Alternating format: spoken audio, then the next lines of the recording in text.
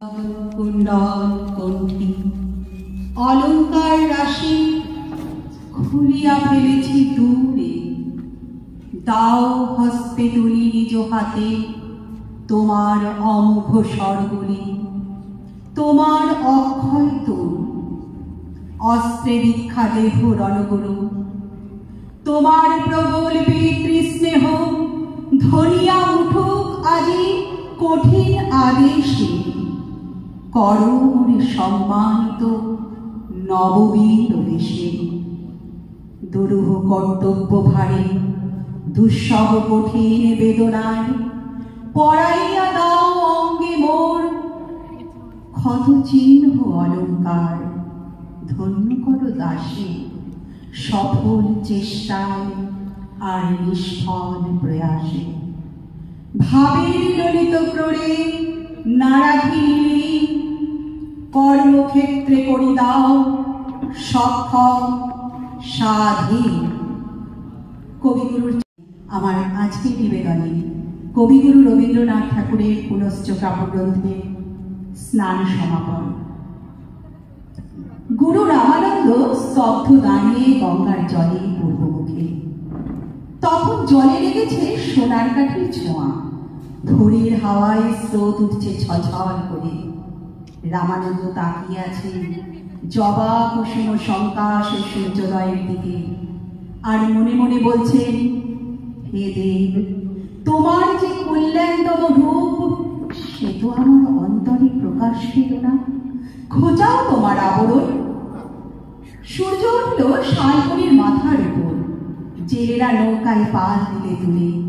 বকের পাতে উড়ে চলেছে সোনার আকাশ বেয়ে ও পাড়ে জলার দিকে। এখনো স্নান হলো না সারা। শিষ্য শুধালো, বিলম্ব কেন প্রভু, পূজার সময় যায় বলে। রামানন্দ উত্তর করলে, সূচি হয়নি তোর, গঙ্গা রইলে আমার হৃদয় থেকে দূরে। শিষ্য বসে ভাবে, এই কেমন কথা। পুত্র ছড়িয়ে গেল, মালিনী খুলেছে ফুলের পসরা পথের ধারে। গোয়ালিনী যায় দুধের কলস মাথায় নিয়ে। গুরুর কি হলো মনে, উঠলেন জল ছেড়ে, চললেন বনঝাও ভেঙে বনশালিকের কোলাহলের মধ্য দিয়ে। শিষ্য শুধালো, কোথা যাও প্রভু, ওদিকে তো নেই ভদ্রপাড়া। রামানন্দ উত্তর করলেন, চলেছি স্নান সমাপনের পথে। গলির মধ্যে প্রবেশ করলেন গুরু। সেখানে তেঁতুল গাছের ঘন ছায়া, শাখায় শাখায় বানর দলের লাফালাফি। গলি পৌঁছয় ভাজন মুচির ঘরে। পশুর চামড়ার গন্ধ আসছে দূর থেকে। আকাশে চিল উঠছে পাক দিয়ে, রোগা কুকুর হাড় চিবোচ্ছে পথের পাশে। শিষ্য বলল, রাম রাম। ভ্রুকুটি করে দাঁড়িয়ে রইল গ্রামের বাইরে।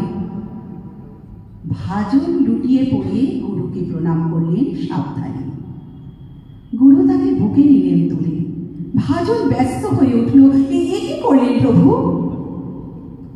অধমের ঘরে মলিনের গ্লানি লাগলো পূর্ণ দেহে। রামানন্দ বললেন, স্নানে গেলেন তোমার পাড়া দূরে রেখে, তাই যিনি সবাইকে দেন ধৌত করে তার সঙ্গে মনের মিল হলো না। এতক্ষণে তোমার দেহে আমার দেহে বইল সেই বিশ্ব পাবন ধারা। ভগবান সূর্যকে আজ প্রণাম করতে গিয়ে প্রণাম বেঁধে গেল। বললেন, হে দেব, তোমার মধ্যেও যে জ্যোতি আমার মধ্যেও তিনি, তবু আজ দেখা হলো না কেন।